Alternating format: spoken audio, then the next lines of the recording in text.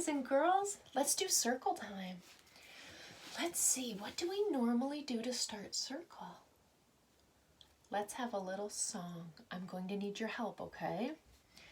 Let's do the good morning song.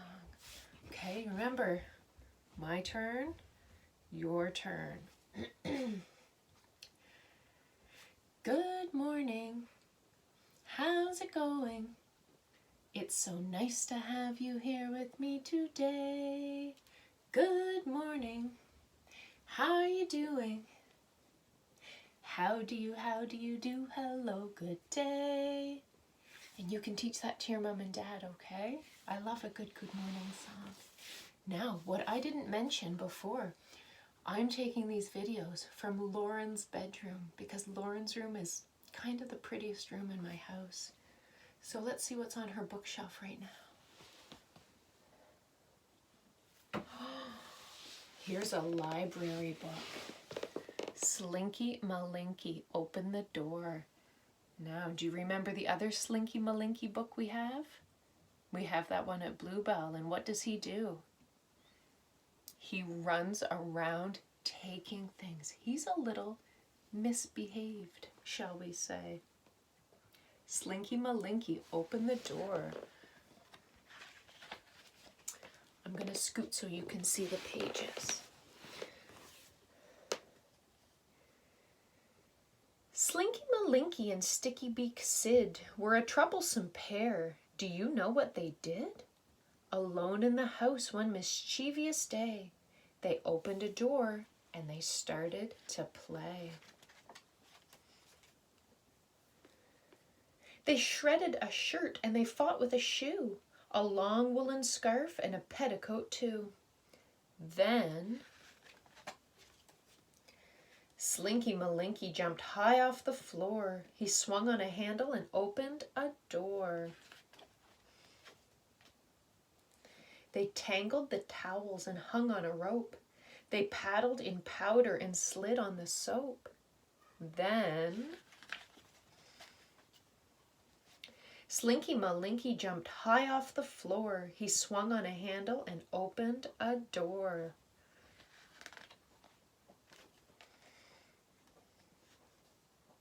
They tipped out some pillows tied up in pairs.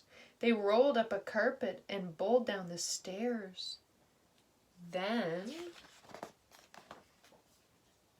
Slinky Malinky jumped high off the floor. He swung on a handle and opened a door.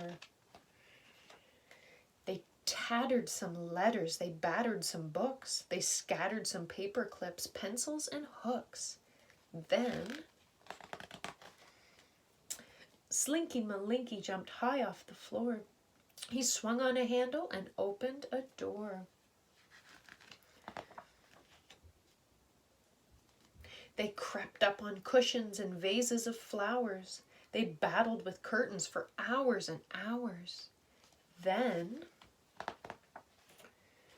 Slinky Malinky jumped high off the floor. He swung on a handle and opened a door. Oh, this is the worst one for me. This would bother me most, I think. What a schmozzle the things that they did. Slinky Malinky and Sticky Beak Sid. They stirred up some spoons and a bowl full of fruit in a sea of spaghetti and vegetable soup. Look at that kitchen. That is a mess. They knocked over packets. They went for a ride. Then came a scratch and a rustle outside. So Slinky Malinky jumped high off the floor. He swung on a handle and opened the door. Who is outside looking in? Lots of dogs. That's Slinky Malinky. Wow. Let's see what else we have that's fun here.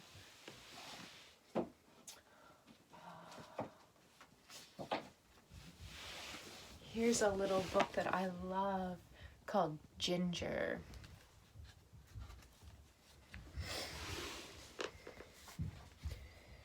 Ginger was a lucky cat. He lived with a little girl who made him delicious meals and gave him a beautiful basket where he would curl up and close his eyes. Here he is, fast asleep. But here he is again, wide awake. What is this? A kitten. He'll be a nice new friend for you, Ginger, said the little girl. But Ginger didn't want a new friend, especially one like this. Ginger hoped the kitten would go away, but he didn't. Everywhere Ginger went, the kitten followed, springing out from behind doors, leaping onto Ginger's back, even eating Ginger's food. What a naughty kitten! But what upset Ginger more than anything was that whenever he got into his beautiful basket, the kitten always climbed in too. And the little girl didn't do anything about it. Look at Ginger's face. He is not impressed. So Ginger decided to leave home. He went out through the cat flap and he didn't come back. The kitten waited for a while. Then he got into Ginger's basket. But it wasn't the same without Ginger. The kitten played with some flowers. Then he found somewhere to sharpen his claws.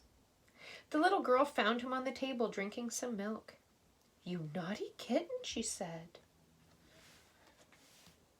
"I thought you were with Ginger. Where is he anyway?" She looked in Ginger's basket, but of course he wasn't there. "Perhaps he's eating his food," she said. But Ginger wasn't there either. "I hope he's not upset," she said. "I hope he hasn't run away." She put on her galoshes and went out into the garden, and that is where she found him. A very wet, sad, cold Ginger hiding under a bush. The little girl carried Ginger and the kitten inside. "It's a pity you can't be friends," she said. She gave Ginger a special meal. She gave the kitten a little plate of his own. Then she tucked Ginger into his own warm basket. All she could find for the kitten to sleep in was a tiny little cardboard box. But the kitten didn't mind, because cats love cardboard boxes, however small they are. So when the little girl went in to see the two cats again, this is how she found them. And now Ginger and the naughty kitten get along very well. Most of the time.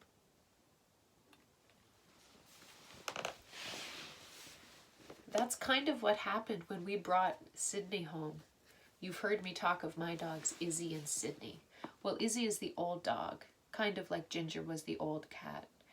And Sydney is the new puppy, kind of like the naughty kitten was the new kitten.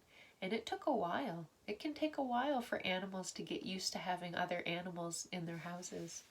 Kind of like when a baby comes home to a house. It can take a little while to get used to. Well, boys and girls, thank you so much for joining me for Circle Time. Let's end with our prayer for peace. I offer you peace. I offer you friendship. I offer you love. I see your beauty. I hear your cries. I acknowledge your feelings. My wisdom flows through my spirit within. I salute that spirit in you. Let us work together in peace. I'll see you soon. Bye.